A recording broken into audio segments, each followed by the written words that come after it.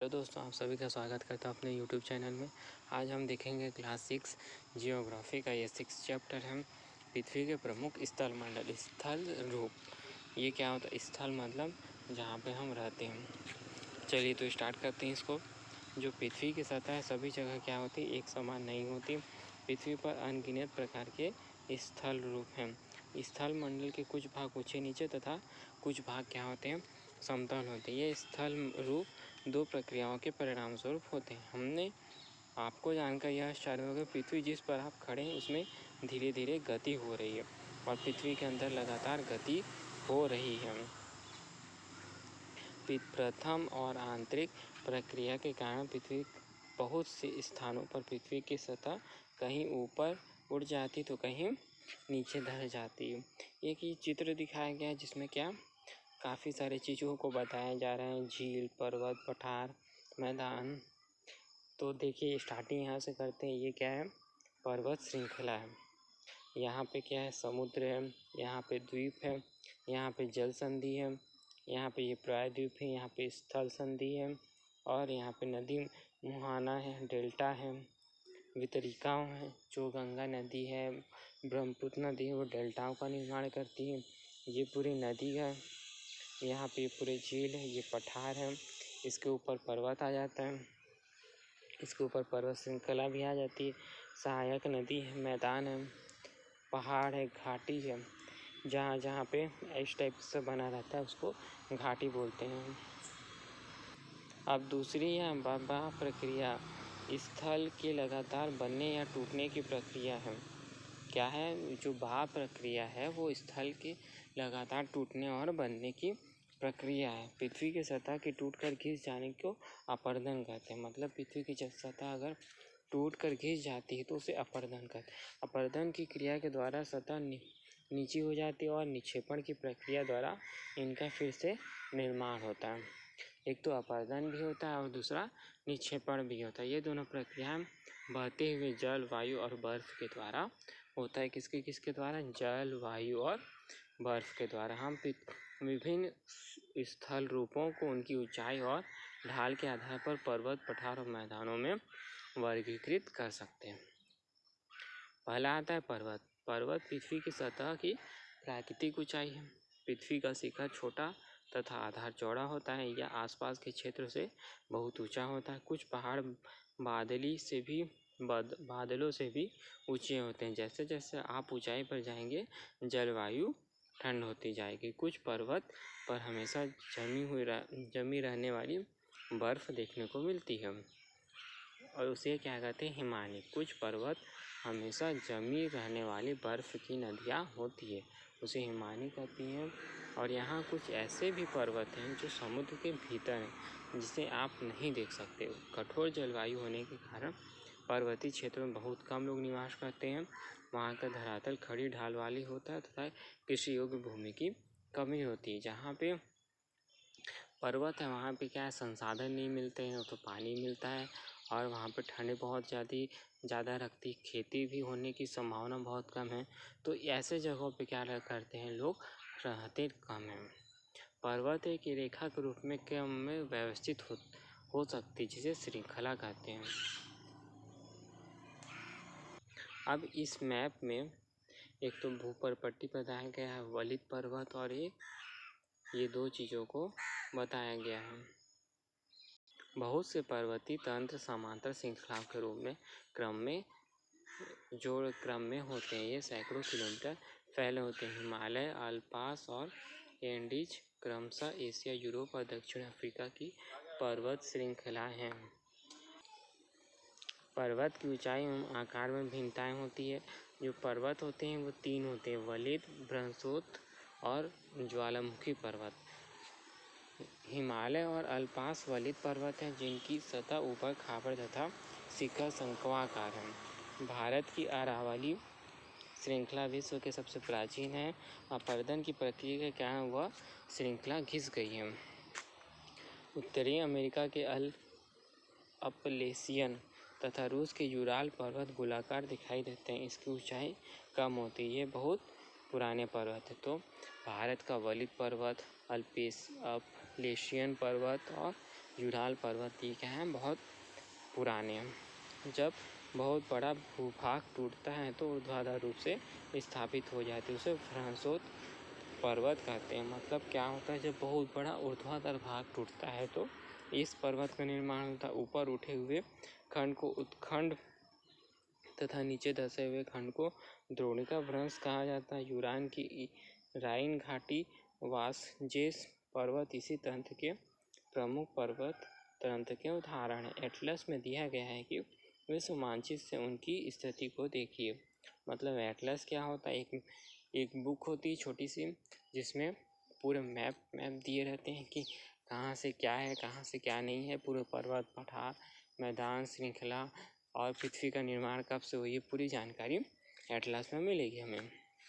ज्वालामुखी पर्वत ज्वालामुखी क्रियाओं के कारण बनते हैं। अफ्रीका का माउंट किलिमंजारो, जापान का फ्यूजियामा इस तरह के पर्वत के उदाहरण हैं। पर्वत क्या होता है, बहुत लाभदायक होते हैं, जल के संग्राहकार होते हैं। बहुत सी नदियों का स्रोत पर्वत में स्थित हिमालयों से हुआ। जलाशयों के जल को लेने लोगों तक पहुंचाया जाता है। पर्वत के जल का उपयोग सिंचाई और बिजली उत्पादन में किया जाता है। नदी, घाटी और वेदिका कृषि के लिए उपयुक्त है। पर्वत में अलग अलग प्रकार की वनस्पतियाँ और जीव जंतु पाए जाते हैं। वनों से हमें ईंधन, चारा, आश्रय, दूसरे उत्पाद, गोंद, रेजिन इत्यादि हमें मिलते हैं। वे पर्वत की यात्रा उनकी प्राकृतिक सुंदरता को देखने के लिए करते हैं। कुछ पर्यटन भी सैलानी जो होते हैं पर्वत की यात्रा उनकी प्राकृतिक सुंदरता को देखने के लिए करते हैं। विभिन्न प्रकार के खेल जैसे paragliding, hang gliding, river rafting और स्काईकिंग पर्वत के प्रचलित खेल हैं।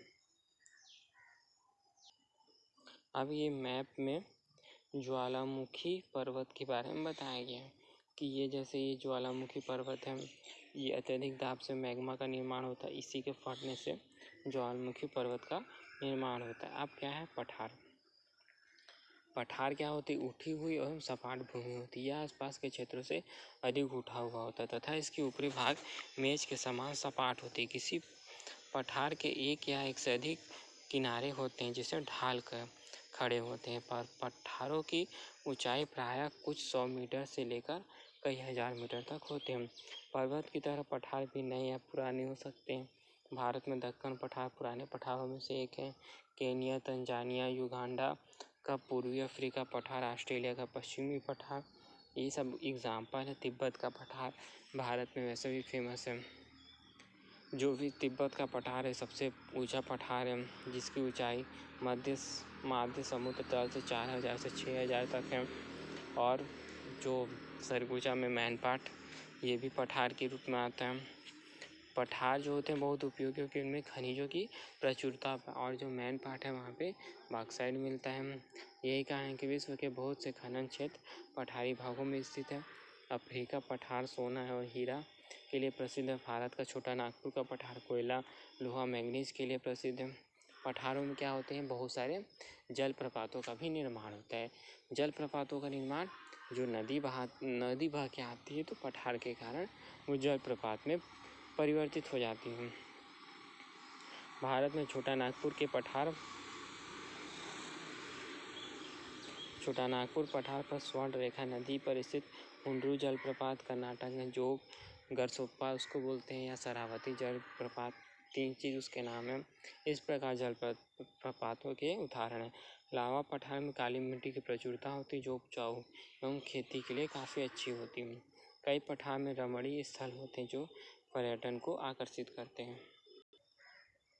हम मैदान के बारे में देखते हैं। मैदान क्या होते हैं, भूमि के में बहुत बड़े भाग में है, समुद्र तल से 200 मीटर से अधिक की ऊंचाई पर होते हैं। कुछ मैदान काफ़ी समतल होते हैं, कुछ उर्मिल और तरंगित होते हैं। अधिकांश मैदान नदियों और उनके सहायक नदियों के द्वारा बने होते हैं। जो नदी होती है वो अपने साथ जो मिट्टी, कंकड़, पत्थर लाती है, उसी से मैदान का निर्माण होता है। कुछ मैदान काफ़ी समतल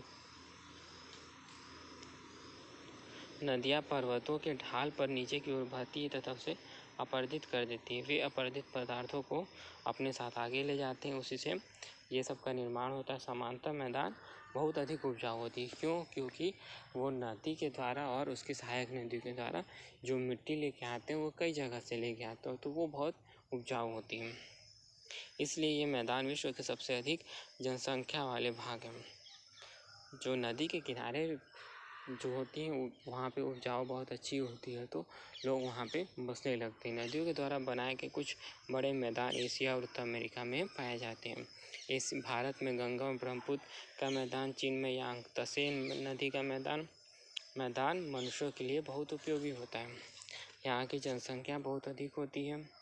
मकानों के बनाने और खेती के लिए समतल भूमि की प्रचुरता होती है। तो इसलिए क्या होता है, जो मनुष्य होता है मैदानों में ज़्यादा घर बनाते हैं और खेती करने के लिए उपयुक्त होता है। और स्थल रूप एवं लोग, स्थल स्वरूपों की विभिन्नता के कारण जो मनुष्य होते हैं विभिन्न प्रकार के जीवन यापन करते हैं। पर्वतीय क्षेत्रों के जीवन कठिन होता है मैदानी क्षेत्रों की तुलना में, और मैदानों में फसल अधिक होते हैं। जो मैदानों में घर बनाना, सड़क बनाना पर्वतीय क्षेत्रों की तुलना में अधिक आसान होता है। स्थल स्वरूपों पर रहने वाले लोग के रहन सहन के तरीके कुछ अंतर होते हैं। जैसे कभी कभी आपदाएं, हाथी, भूकंप, ज्वालामुखी, उद्गार, तूफान, बड़ी विनाशकारी इस आकस्मिक घटनाओं के बारे में जागरूकता पैदा करने पर हमें खतरों से बच सकते हैं। प्रायः हम स्थल का उपयोग गलत तरीके से करते हैं, जैसे उपजाऊ भूमि पर मकान का निर्माण करना। इस प्रकार हम लोग कूड़ा भी किसी भी भूमि पर यानी पानी में फेंक देते हैं, जो उससे गंदा होती है। हमें प्रकृति की इस महत्वपूर्ण वरदान का उपयोग इस प्रकार नहीं करना चाहिए। उपलब्ध भूमि केवल हमारे ही उपयोग के लिए नहीं, यह हमारा कर्तव्य है कि हम आगे वाली पीढ़ियों के लिए पृथ्वी को सुरक्षित रखें। तो हमारे भारत में क्या है, स्वच्छ भारत मिशन चलाया गया है पूरा स्वच्छ करने के लिए। स्वस्थ शरीर में स्वस्थ मस्तिष्क निवास करते हैं, और स्वस्थ शरीर के लिए स्वच्छ पर्यावरण, विशेष रूप से साफ जल, वायु और स्वच्छ वातावरण प्राथमिकताएं आवश्यक है। इस सभी प्राथमिक आवश्यकताओं को सभी लोगों को सुलभ करने वाले हेतु भारत सरकार द्वारा स्वच्छ भारत मिशन कार्यक्रम की शुरुआत की गई है।